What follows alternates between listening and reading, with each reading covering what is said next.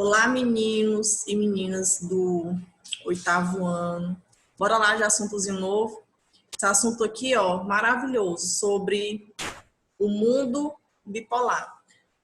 Pega o livro de vocês, o caderno, para fazer as possíveis anotações, tá bom? Capítulo 7, tá? Lá na página 120, 123. Primeiro, gente, para a gente começar a falar sobre esse mundo bipolar, né, questão da Guerra Fria e tudo mais, a gente vai ter que entender um pouquinho sobre o que é geopolítica. Tá? Geopolítica é o quê? São ações e práticas que objetivam o poder político sobre determinado território, né? Então, tudo que envolve a questão política, territorial, faz parte aí da geopolítica. E também os conflitos internacionais. A gente tem os conflitos internacionais, questão de guerras, né, principalmente ali do Oriente Médio, faz parte aí da geopolítica. Ordem mundial. Quando a gente fala em ordem mundial, é o quê? É a estrutura de relações de poder entre as potências mundiais. Nesse capítulo aqui, a gente vai falar da ordem mundial bipolar. Bipolar vem de quê? De dois, né? Então, é a ordem bipolar que veio aí no contexto histórico da Guerra Fria. Mas para a gente começar a falar sobre a Guerra Fria, a gente vai ter que entender como foi o desfecho aí da Segunda Guerra Mundial, tá bom?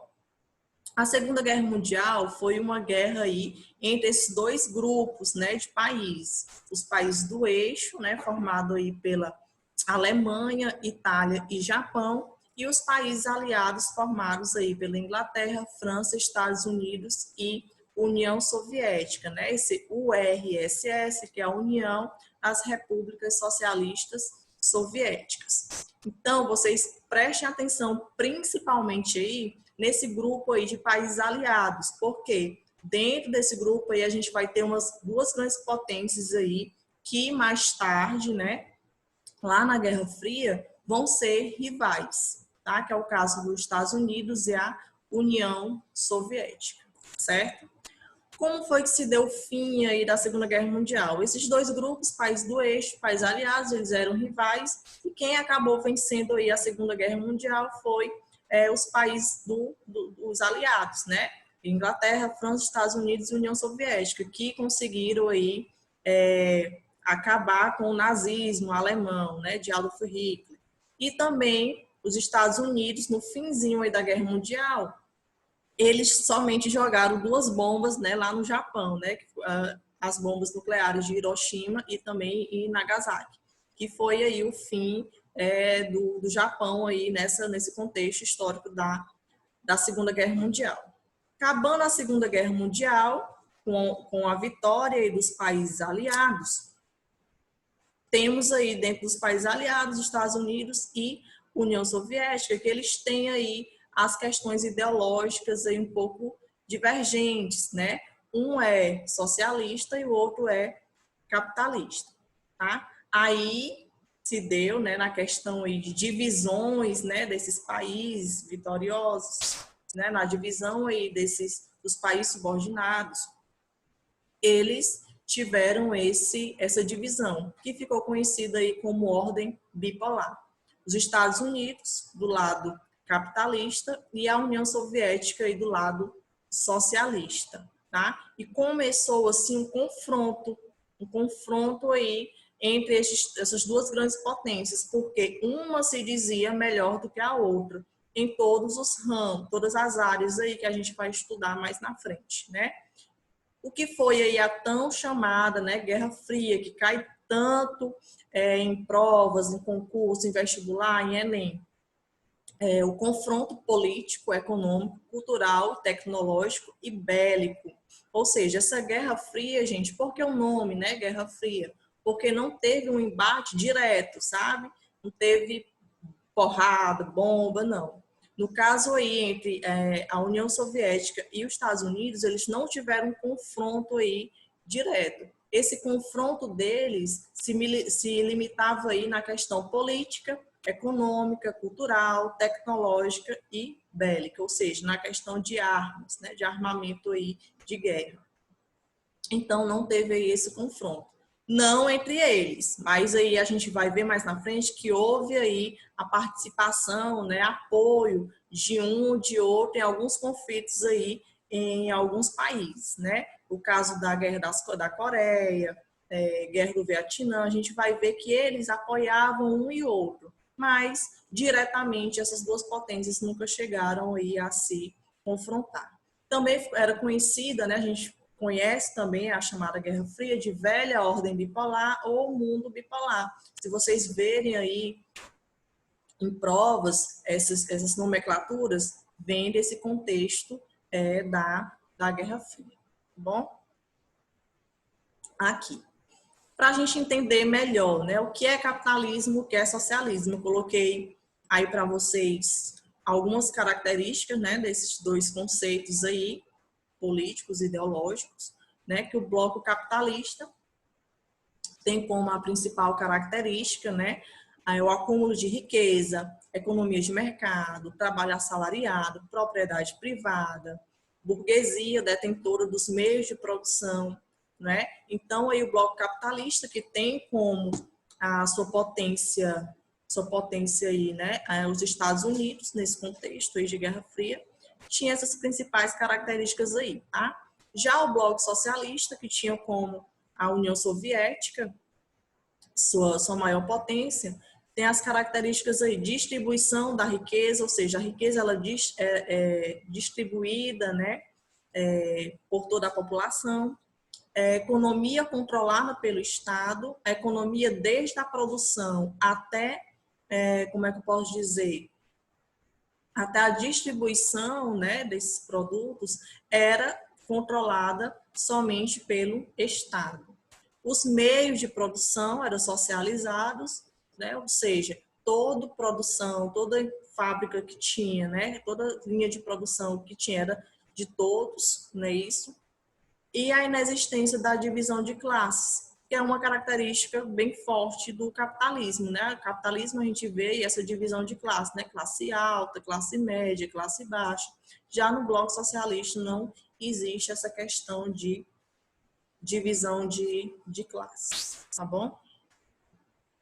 Então tá aí, para a gente entender melhor sobre esses dois blocos aí, pode-se dizer, né? O capitalista e o socialista.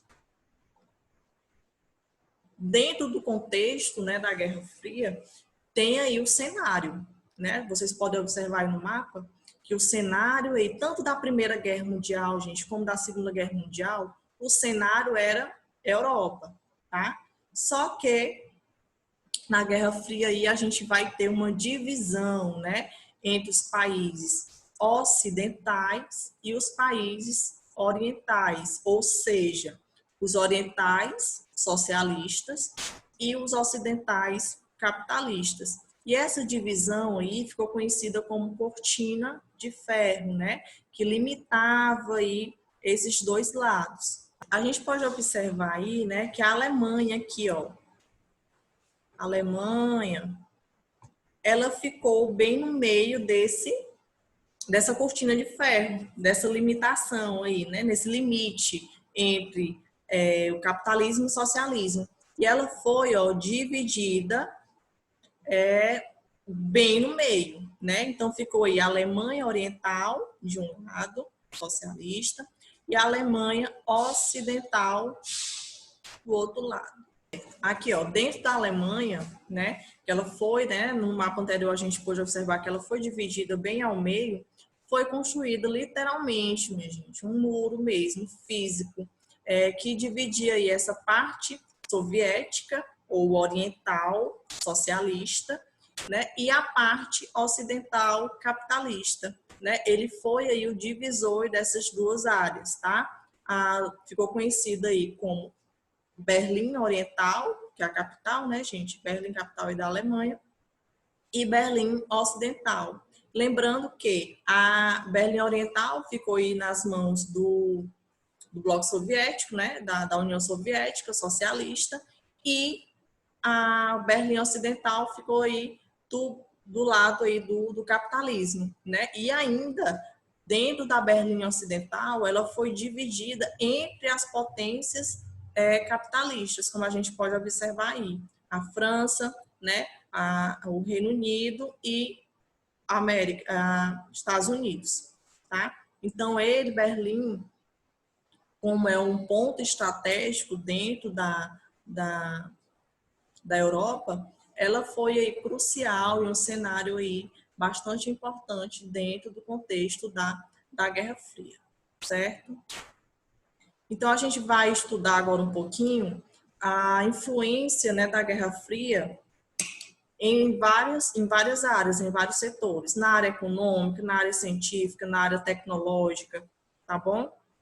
Dentro da área econômica, a gente vai ter aí o Plano Marshall, né, que foi criado lá em 1945, em 1947 pelos Estados Unidos. E o que foi o Plano Marshall?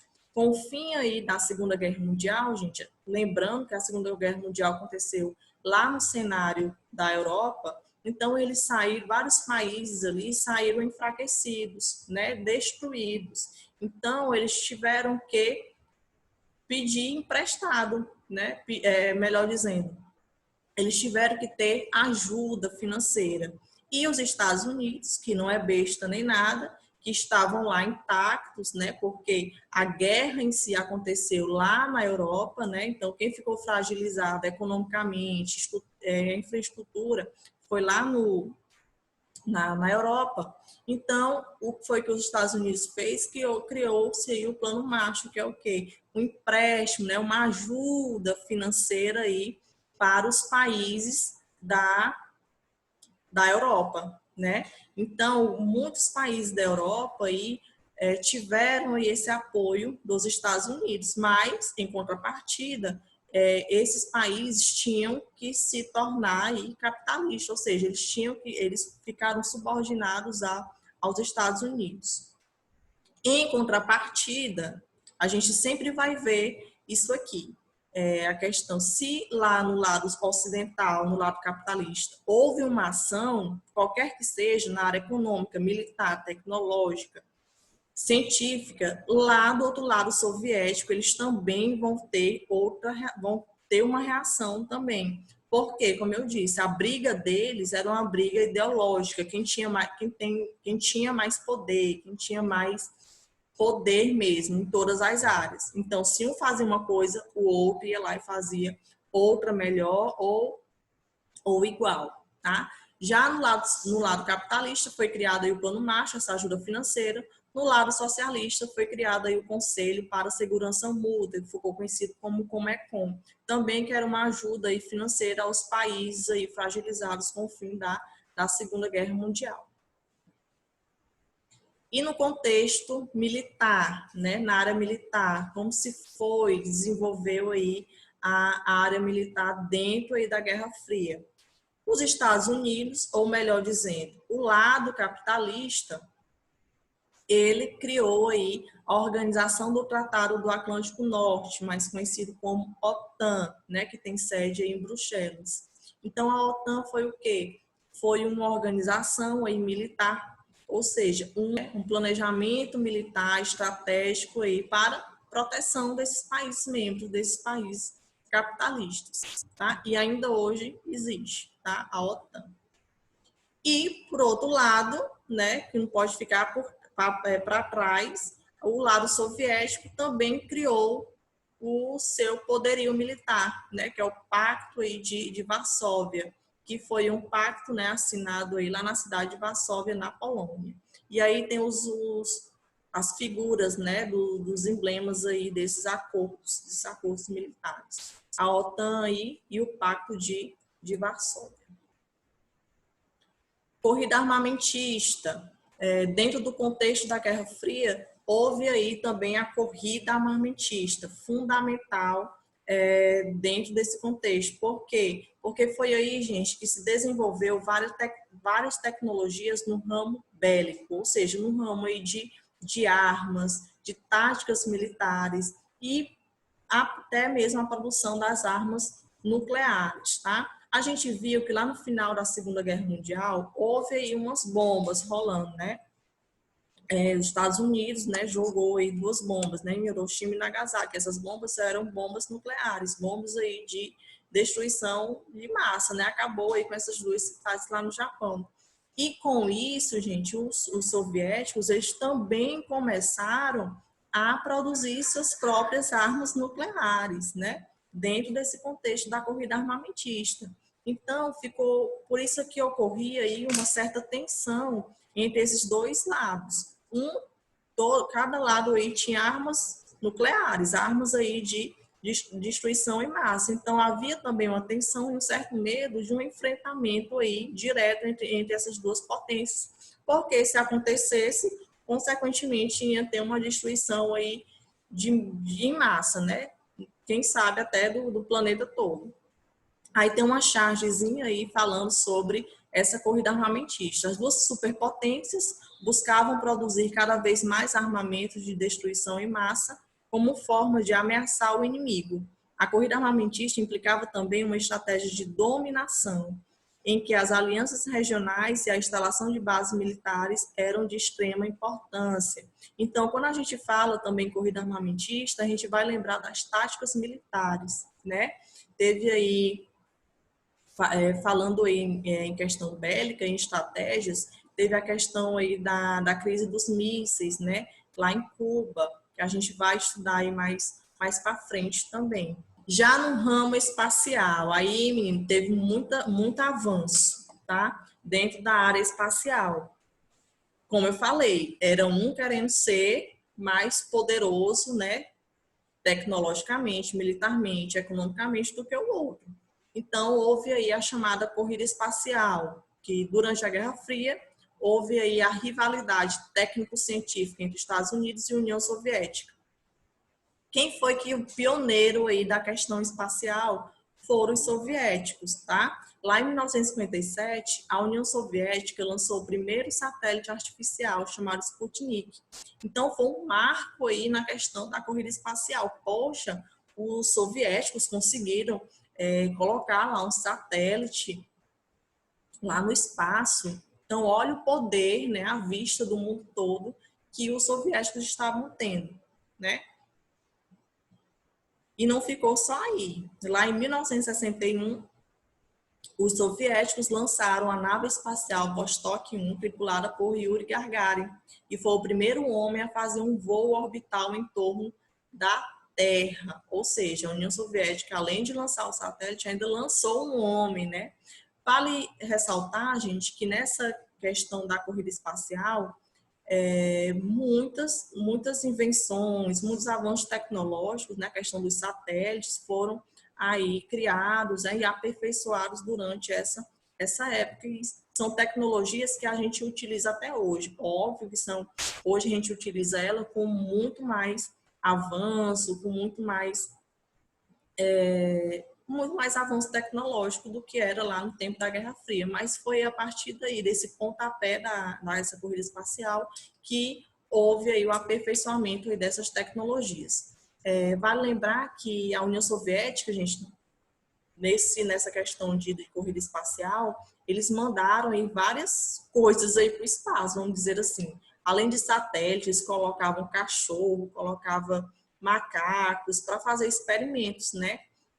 Até a questão da cachorra, tem uma cachorra chamada cachorra Laika, né, que ela ficou bem conhecida mundialmente, tinha até fotos dela, que ela foi colocada aí numa espaçonave, vamos dizer assim, e foi aí o primeiro ser vivo a orbitar aí a Terra. Só que a bichinha, ela não conseguiu voltar, ela morreu lá no espaço, porque houve um problema, né, mecânico lá, que ao entrar, né, ao retornar aqui à Terra, a nave que ela estava dentro, ela pegou fogo, né, esquentou demais, a bichinha morreu, tá bom? Então, houve aí a questão dessa corrida espacial que teve como pioneiro a União Soviética. Para não ficar atrás, né, os Estados Unidos, lá em 1961, enviou nada mais, nada menos do que o homem, né, é uma nave, né, a Lua, que acabou consagrando aí o Neil Armstrong como o primeiro homem a pisar na Lua. Então, Estados Unidos aí, meu amigo, imagine, conseguiu levar o primeiro homem aí à Lua. E, para não ficar atrás, né, ainda pegaram a bandeira dos Estados Unidos e fincaram na Lua, como se fosse assim, nós somos, conquistamos a Lua. Então, isso aí foi uma grande revolução, né, vamos dizer assim, na questão da corrida espacial. Gente, ó, como eu falei, houve uma rivalidade aí em várias áreas, né? Área militar com a corrida armamentista, na área tecnológica com a corrida espacial, mas também não ficou só para essas duas não, tá? Ficou na área, na cultura, uma queria ter, se dizia, né, a cultura ser melhor do que a outra, a questão esportiva também, nessa época aí, teve várias rivalidades também no esporte, no futebol, no boxe. Tem até um filme aí, o Rocky Balboa, que retrata aí essa rivalidade dentro aí dos esportes. Tá? No caso do Rocky Balboa, na luta, né? Então, é um filme bastante interessante para a gente estar vendo aí como foi essa disputa, né, ideológica de poder entre essas duas superpotências, tá? Estados Unidos e União Soviética, tá bom? E o fim da Guerra Fria? Como foi que se deu aí o fim dessa disputa ideológica de poder, né, em várias áreas que a gente estudou? O fim da Guerra Fria, primeiro, a crise econômica lá na União Soviética. Lá na página 125, está falando um pouquinho aí dessa crise econômica que teve lá na União Soviética, lá na década de 80, cujas causas foram a falta de concorrência, os baixos salários e a escassez de produtos, gente. Então, começou a faltar produto para a população, produtos necessários aí para essa população, e a população começou a ficar desgostosa, né, dessa política, tá? Falta de concorrência, baixo salário, escassez de produtos. E dentro dessa fragilidade que estava ocorrendo dentro do bloco socialista, a população ela foi às ruas, se manifestou e tudo mais. E o símbolo, né, da Guerra Fria, que foi o Muro de Berlim, ele caiu, literalmente, né? As pessoas começaram a pegar machados e a quebrar esse muro, que foi o símbolo aí do fim da Guerra Fria, que foi a queda do Muro de Berlim, lá em 9 de novembro de 1989. Lembrando, foi o começo do fim, melhor dizendo, né? O Bloco Socialista já estava fragilizado, vindo aí várias insatisfações, né, da própria população, o governo fragilizado também. Então, com a queda do Muro de Berlim, né, foi aí o fim, né, o fracasso da União Soviética. Só que, oficialmente, a União Soviética ela foi extinta somente lá em 1991, que houve aí a reunificação das duas Alemanhas. Né? Vocês lembram lá que a Alemanha ela ficou dividida entre a Alemanha ocidental e a Alemanha oriental. Né? Então, aí, com o fim, né, a União Soviética ela não conseguiu se reerguer dentro desse cenário aí de insatisfações, de crise, né, humanitária e também crise econômica, ela foi extinta, né, oficialmente lá em 1991. Então, foi que se deu a reunificação da Alemanha e o início aí da nova ordem mundial, que a entrada aí do capitalismo dentro da extinta agora União Soviética. Gente, ó, continuando aí. E como foi que se deu, né, a Guerra Fria, a influência, né, da Guerra Fria em várias partes do mundo? Na América Latina, como foi que se deu essa influência e como a Guerra Fria, né, influenciou esse país da América Latina? Primeiro, aqui começou os regimes ditatoriais, né? Doutrina de Segurança Nacional, lá em 1950, conhecido como perigo negro ou perigo vermelho, tá? Que era o que? Era o medo, o medo mesmo do socialismo entrar nesses países da América Latina. Então, os Estados Unidos, ele tinha aí essa segurança, né, chamada de doutrina de segurança nacional, que eles tinham aí essa proteção para não chegada do socialismo nesses países da América Latina, que até então, nessa época aí, era totalmente subordinado lá aos Estados Unidos. A gente teve aí a Revolução, né, cubana, lá em 1959, que foi conduzida por Fidel Castro, né?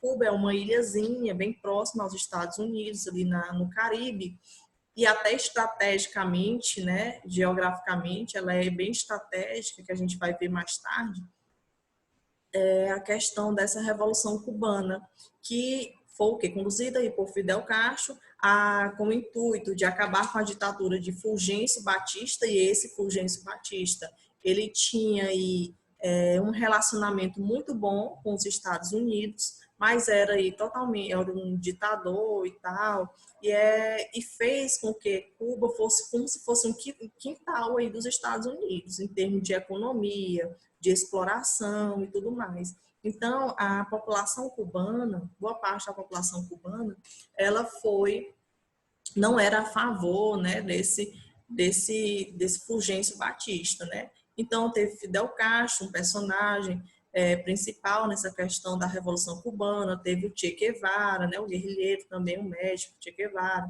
que era aí também um personagem bastante importante dentro dessa Revolução Cubana. Então, eles conseguiram tirar, né, o Fulgêncio Batista do poder, e assim Fidel Castro começou, né, a comandar aí Cuba. E com essa saída do Fulgêncio, né, resumindo que foi uma Revolução Cubana, a Revolução Cubana, eles romperam relação com os Estados Unidos. Imagine só, se rompeu relações com os Estados Unidos dentro da época ali da Guerra Fria, adivinha quem foi se achegando perto deles? A União Soviética. Então, eles começaram a se relacionar, ter um relacionamento aí com a União Soviética, né? A Guerra Fria na África e na Ásia, tá? A África aí foi o quê? Começou a retirada das potências europeias. Lá no imperialismo, a gente sabe que a Europa, ela começou a explorar, né, a tomar para si vários territórios ali africanos, né? E dentro desse contexto já da Guerra Fria, houve o que? A saída, a retirada dessas potências europeias, até porque várias dessas colônias, né, lá na África, que eram aí de países europeus, eles começaram a se tornar independentes. E era até bom para o cenário mundial, essas colônias se tornaram independentes. Por quê? Porque tanto o lado capitalista, tanto o lado socialista, eles queriam que esses países aderissem, né, a eles. Ou seja, quanto mais países, né, independentes tem aí nesse cenário mundial, ia ser melhor, porque ou eles iam para o lado socialista ou iam para o lado capitalista. Então, tinha aí esse apoio, né? Algumas colônias tinham apoio socialistas, país socialista, e algumas colônias tinham apoio aí lá dos Estados Unidos, para se tornarem independentes e assim anexarem aí esse poder, tá? E na Ásia, como foi que se deu lá essa influência da Guerra Fria na Ásia? Teve uma revolução, né, comunista, principalmente ali na China, a Guerra das Coreias, né, a Coreia do Norte, Coreia do Sul. A Coreia do Norte teve apoio aí da União Soviética e a Coreia do Sul teve apoio aí dos Estados Unidos. Tá? Então, a gente pode observar que não houve confronto direto entre as duas grandes potências, mas essas potências, elas apoiavam aí pequenos conflitos aí ao redor do mundo. É o caso da Guerra das Coreias, a Guerra do Vietnã, tá? E a Índia, como a Índia, ela era neutra aí nesse contexto da Guerra Fria, né, do lado ali da Ásia. E ela começou também a crescer economicamente, ela começou a ser aí uma referência regional ali naquela região, né? Então ela ficou ali meio neutra, tá? ela não era nem socialista e nem capitalista. E essa conferência de Bandung, né, lá na Indonésia, em 1955, que foi aí essa conferência. Foi uma reunião entre líderes dos países africanos e asiáticos, e eles se reuniram aí para se posicionarem contra a influência capitalista e socialista, ou seja, eles não queriam tomar partido nem do bloco da União Soviética, nem dos Estados Unidos. Eles queriam permanecer neutros, eles queriam mesmo era fortalecer a sua economia ali naquela região. Tá? Então, essa conferência de Bandung, na Indonésia, tem a principal característica isso, né? Eles só queriam mesmo se fortalecer economicamente e não tomar partido nem de um lado e nem de outro. Permanecer aí neutro nesse cenário da Guerra Fria. Lá na página 127, gente, só para a gente finalizar, tem falando aí sobre essa forma de regionalização, né, terceiro mundo. Já foi estudado em sala de aulas vários tipos de regionalização. E essa regionalização aí do terceiro mundo é aquela, né, primeiro mundo, segundo mundo e terceiro mundo. Só um parêntese, gente, quando a gente falar sobre o terceiro mundo, né, que é um tipo de regionalização que a gente também já estudou em sala de aula, primeiro mundo, segundo mundo e terceiro mundo, que faz referência a esse cenário de Guerra Fria. Tá? Só para a gente relembrar aí. O primeiro mundo são aqueles países, né, capitalistas considerados desenvolvidos. Né? Lembraram aí? Primeiro mundo, os países capitalistas desenvolvidos. O segundo mundo, os países socialistas industrializados. Tá? Então, aí a gente vai ter o segundo mundo como esses países do bloco soviético. E o terceiro mundo, que são os países capitalistas menos desenvolvidos, ou seja, os capitalistas aí que não tinham desenvolvimento econômico, tá? E a gente finaliza aí a Guerra Fria, nesse capítulo aí. E eu vou passar uma atividadezinha para vocês, fica aí, das páginas 128 e 129, só o gabarito.